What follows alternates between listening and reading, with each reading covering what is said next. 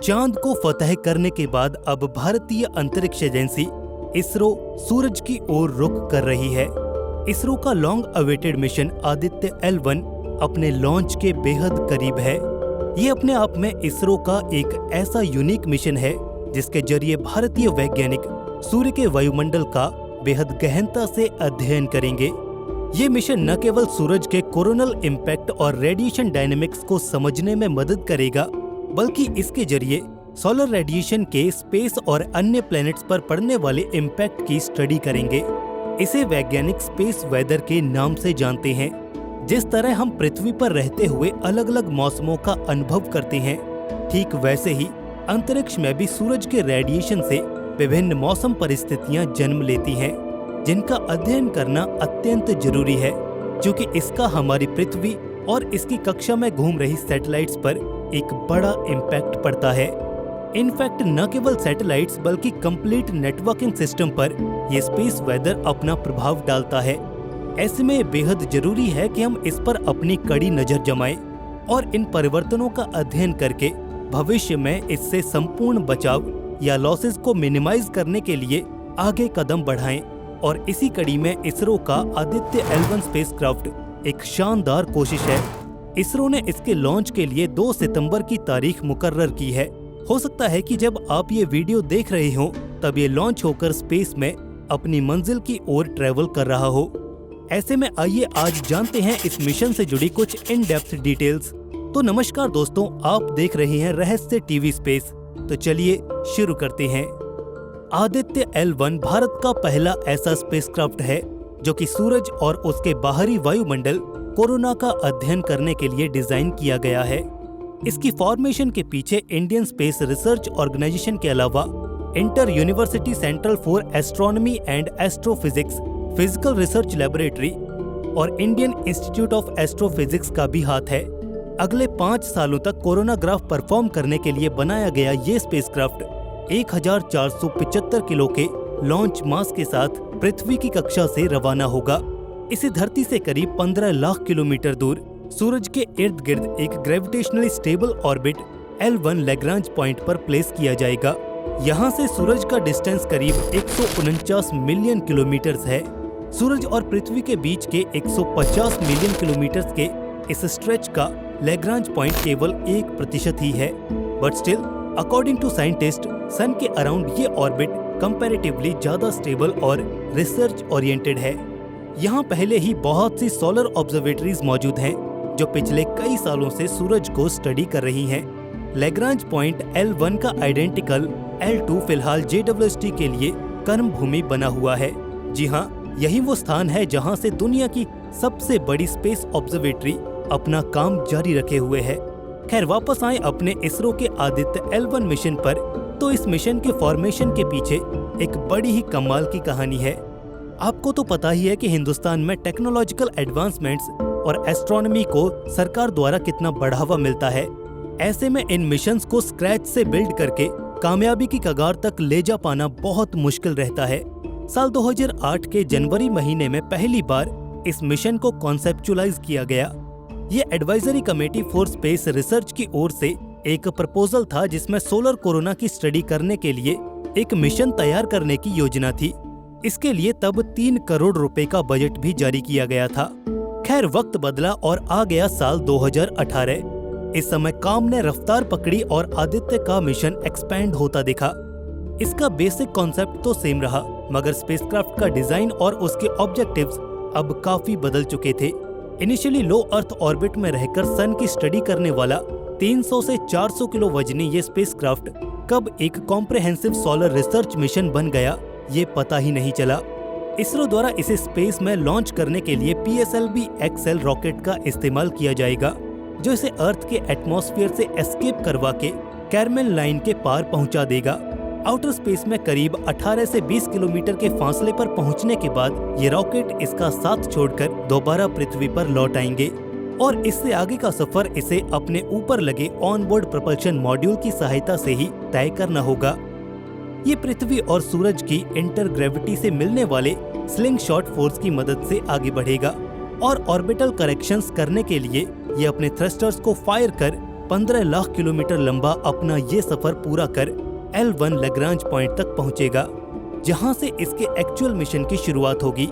इससे पहले कि हम इस मिशन के उद्देश्यों यानी कि ऑब्जेक्टिव्स पर आएं, आइए एक नज़र इसमें मौजूद पेलोड्स और साइंटिफिक इंस्ट्रूमेंट्स पर डालते हैं। ये स्पेसक्राफ्ट टोटल 7 हाई सोफिस्टिकेटेड और एडवांस साइंटिफिक इंस्ट्रूमेंट्स के रिसर्च सूट के साथ आता है। इसमें VELC यानी कि visible emission line coronagraph, SUIT यानी कि solar ultraviolet imaging telescope, ASPEX यानी कि Aditya solar wind particle experiment, PAPA यानी कि plasma analyser package for Aditya, SoLEXS यानी कि solar low energy X ray spectrometer, L1 OS यानी कि high energy L1 orbit X ray spectrometer और मैग्नेटोमीटर शामिल है। इन सभी साइंटिफिक इंस्ट्रूमेंट्स और एक्सपेरिमेंट्स के अपने अलग अलग काम हैं, जिन्हें ये सूरज के कोरोना में परफॉर्म करेंगे और फर्दर इन एक्सपेरिमेंट से निकलने वाले कंक्लूजन्स और रीडिंग्स के आधार पर रिसर्चर्स और साइंटिस्ट रिसर्च पेपर्स लिखेंगे। इस मिशन से निकलने वाले परिणामों के आधार पर आगे चलकर एक solar radiation and flare impact protocol तैयार किया जाएगा। ये एक ऐसा मैनुअल होगा जिसमें सोलर रेडिएशन के हमारे networking system including orbital satellites को प्रोटेक्ट करने के लिए सेट ऑफ रूल्स तैयार किए जाएंगे। इसके अलावा इस मिशन का एक और बड़ा साइंटिफिक सिग्निफिकेंस है, क्योंकि इसके जरिए हम सन की कोरोनल स्टडी में और भी ज्यादा एडवांसमेंट्स ला सकेंगे। ये काफी हद तक नासा के पार्कर सोलर प्रोब से मेल खाता है, मगर पार्कर की मिशन कॉन्फ़िगरेशन और मॉडस ऑपरेंडी आदित्य की अपेक्षा काफी अलग है। ये किसी दुरुस्त बिंदु पर रहकर सूरज की स्टडी करने के बजाय इसके बेहद करीब जाकर वहाँ के फिजिकल एनवायरनमेंट पर स्टडी कर रहा था। लिहाजा जहाँ तक बात हमारे आदित्य L1 मिशन की है, तो इसके मुख्य उद्देश्य सन के अपर एटमॉस्फेयर की स्टडी करना है, जिसके अंतर्गत ये कोरोनोस्फीयर और कोरोनल पार्टिकल डायनेमिक्स को समझने की कोशिश करेगा। इसके अंतर्गत कोरोनोस्फीयर और कोरोनल हीटिंग ट्रेंड्स को जानना एक बेहद अहम मकसद है। एडिशनली इसके अंतर्गत पार्शियली आयोनाइज्ड प्लाज्मा की डिटेक्शन और ट्रैकिंग करना, कोरोनल मास इजेक्शंस और फ्लेयर्स के ट्रिगर को विजुलाइज करना है। ये मिशन सूरज के पार्टिकल डायनेमिक्स को समझने की ओर एक अहम कदम है। इस कड़ी में सोलर सिस्टम और इंटरप्लेनेटरी स्पेस में प्लाज्मा पार्टिकल्स और अन्य रेडिएशंस का पता लगाना है। सोलर रेडिएशन इम्पैक्ट्स के इस एस्पेक्ट से हम आज तक भी बेखबर हैं और ये मिशन इस ओर ही रोशनी बिखेरता है। इस मिशन के जरिए पार्टिकल फिजिक्स के अहम एस्पेक्ट्स पर कॉम्प्रहेंसिव रिसर्च और एक्सपेरिमेंट करना है। पार्टिकल फिजिक्स तो इस मिशन का एक एस्पेक्ट भर है। इसके अतिरिक्त सन के मैग्नेटोस्फीयर और ऑर्बिटल मैकेनिज्म को समझना भी इस मिशन का एक अहम मकसद है। एक बार जब आदित्य L1 स्पेसक्राफ्ट पृथ्वी से 110 दिन लंबा सफर तय कर L1 लैग्रांज पॉइंट तक जा पहुंचेगा, तो ये सन के फोटोस्फीयर, क्रोमोस्फीयर और कोरोना की डीपली स्टडी कर पाएगा। इसमें लगा एक यंत्र सोलर एनर्जेटिक पार्टिकल्स फ्लक्स का अध्ययन करेगा। ये पार्टिकल्स सन से एमिट होकर फ्री स्पेस में मूव करते रहते हैं, जिससे फर्दर इंटरस्पेस ऑब्जेक्ट्स पर अपना इम्पैक्ट डालते हैं। आदित्य L1 एक कमाल की एडवांस सोलर ऑब्जर्वेटरी है। इसमें न केवल सन की पार्टिकल साइंस का अध्ययन करने की क्षमता है, बल्कि उसकी मैग्नेटिक फील्ड और मैग्नेटिक टोपोलॉजीज को भी पढ़ पाने का सामर्थ्य है। इसके अंतर्गत स्पेसक्राफ्ट अपने भीतर लगे ऑन बोर्ड मैग्नेटोमीटर से रीडिंग्स लेकर इफेक्ट जोन को डिवाइड करेगा, जिससे फर्दर अलग अलग पार्टीशंस के साथ अलग अलग शैडो एरियाज को डीमार्केट किया जाएगा और कुछ यूं इस पूरी स्टडी के एंड में एक टोपोलॉजी फॉर्म अप होगी, जिसके तहत हम बाहरी अंतरिक्ष के विभिन्न स्थानों पर सूरज की मैग्नेटिक फील्ड के प्रभावों का अध्ययन कर पाएंगे। CMEs यानी कि कोरोनल मास इजेक्शन को समझने की ओर ये एक कारगर कदम है। अगर आप नहीं जानते कि कोरोनल मास इजेक्शन किस बला का नाम है, तो जरा ये वीडियो देखिए। जी हाँ, सूरज से निकला मैटर का ये अंबार वास्तव में कोरोनल मास इजेक्शन कहलाता है।